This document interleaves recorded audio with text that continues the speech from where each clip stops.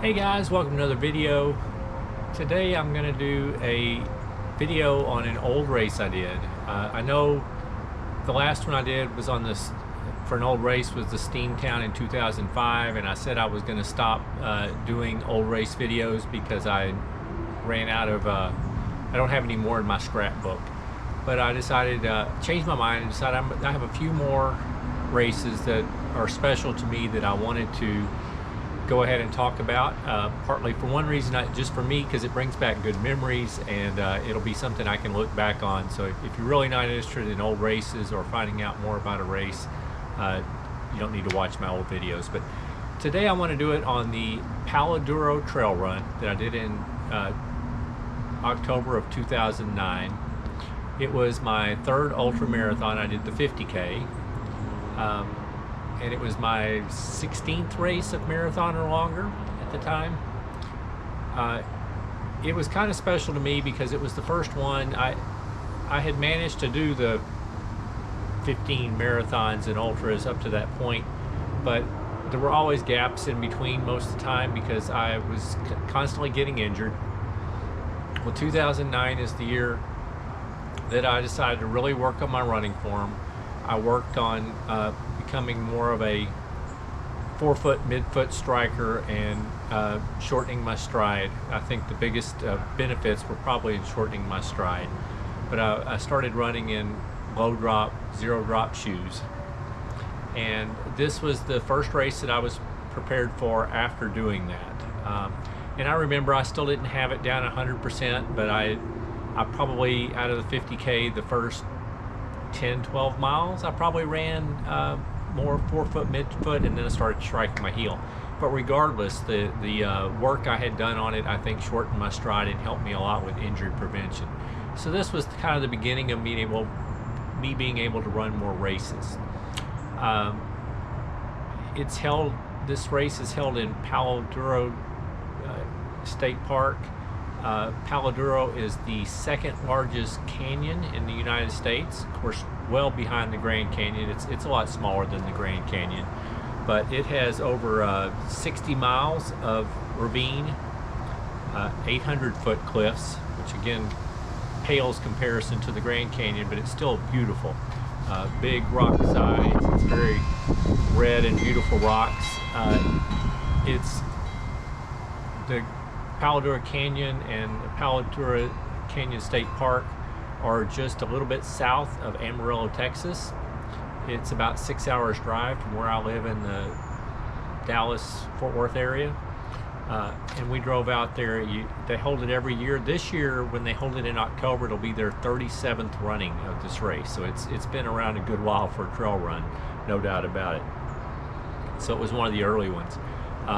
It was originally organized by Red Spicer, who was a local in that area that built a lot of the trails through the canyons, helped maintain them, and he helped put on the race, I think, well, for several years. He doesn't anymore, but they still put on the race. It's really nice out there. I've been wanting to go back out there. After I ran it that year, I loved it so much. I was planning to go back, but it just became a little difficult for me because you have to pick up your packet by 6 p.m. on Friday afternoon. So 6-hour drive, I needed to leave probably Friday morning to get down there.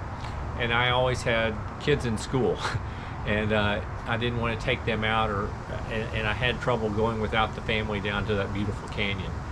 When I did it in 2009, my daughter was only 8 years old, I guess, and we pulled her out of second grade.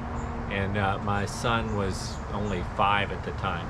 I'll probably get to do it here again pretty soon because I'm now retired. I can go on my own, and my kids are bigger, so I should be able to go down and do it again here sometime pretty soon. The canyon, being a canyon and being out in West Texas, you will wake up in the mornings real often. The day of the race, this race in mid-October, it'll be below freezing in the mornings quite often. It gets very cold in the canyon down because there's the big sides that are preventing the wind from getting down. I mean, anyway, so it'll get cold in the mornings, but then the sun bakes down on you down in the canyon floor, and it'll real often get to be 100 degrees or more during the day down in the canyon. The year I ran it, it was very cold. It was probably around freezing the night before the race. We went down there and camped out. It got very cold. I remember I had trouble getting to sleep because I was so cold, and then finally I get to sleep, and probably about 2 in the morning, one of my kids had to get up and go to the bathroom. So I had to go leave the tent and take them to the bathroom. I think it was my daughter. I can't really remember for sure. Came back and went back to sleep, and then about 4:30 I needed to go to the bathroom. And then we were up by, I don't know, 6 anyway to get ready and go down and start the race. The race was gorgeous. It's rolling hills, there's a little bit of rock. But it's beautiful, and they support it so well. I'll have a few pictures from the canyon. I don't really have race photos. I didn't really save any that I specifically took, but I've definitely got some pictures of the canyon I'll show. It was a really good experience. Like I said, I did not keep, I finished the race in 6 hours and 25 minutes. During the race, one of the biggest things I remember, my cousin was living in Amarillo, and she came out to see me finish and visit with my family while I was finishing up. And after the race, we saw them. We saw my cousin, and my wife and daughter and son went off with her to see some of the sights around Amarillo, but I was too tired. I went back to the hotel and slept, but it was still really nice seeing her. Well, we were having such a good time visiting after the race that we took off and left in my bag that had my spare shoes and my lube and all that stuff. I left at the race. We ended up contacting the race director, and he was like, well, if you can come pick it up today, I'll have it. Otherwise, we won't mail it or anything. But we needed to get out of town, and we ended up leaving without getting the bag. But my cousin went to the race director's house the next day, picked it up, and she mailed it back to me, which was really, really nice. During the actual race itself, I remember getting a bit hot and overheated, because even though we started the day and it was around freezing, I think we got up to 95 that day. It got pretty hot. And I remember I was getting pretty tired, and I get to about mile 29. I had 2 miles to go, and I'm going up this thin trail, and it had a incline, and there was a big drop off down into kind of a gully and a bunch of trees down there. And I'm looking up ahead of me, and there's a guy stopped on the trail. As I approach him, he says, well, there's a rattlesnake right there. And sure enough, there's a big rattlesnake, and he's coiled up, and he's mad. So I stand back a little bit, and the guy in front of me, though, gets a stick and starts beating him, hitting at him, and finally gets the snake. Didn't strike him, but he got the snake to where his head was down the hill, his tail was up still toward us. Well, we just ran by real fast. And I ran past him. Even though I was dead and hardly moving at that point, I moved pretty quick the next mile, because I wanted to, a little adrenaline flowing from seeing the rattlesnake and getting past it. But finished the race. I didn't come in real strong. The last mile I was pretty dead, but finished the race in, like I said, 6 hours and 25 minutes, which was an okay time for me. I had a lot of fun, really enjoyed the visit. Like I said, my wife, daughter, and son went with my cousin. They went and saw some of the local sites while I took a nap. The following morning is when we drove home. But it was a great trip. I got a hat for finishing the 50K.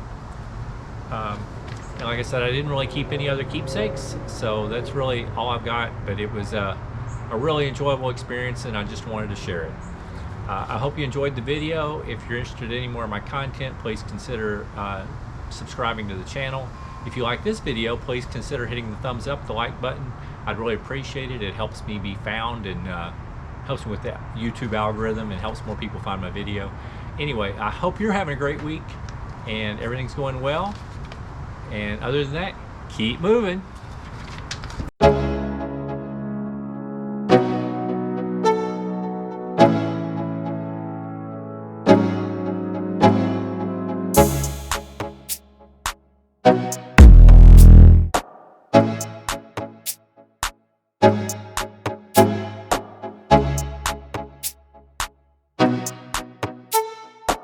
Bye.